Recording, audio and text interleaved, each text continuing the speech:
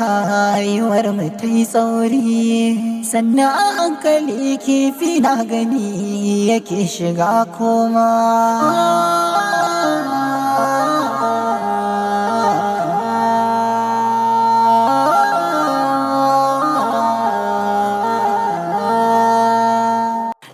Mun saba da tsoro da fargaba cikin yini kwana.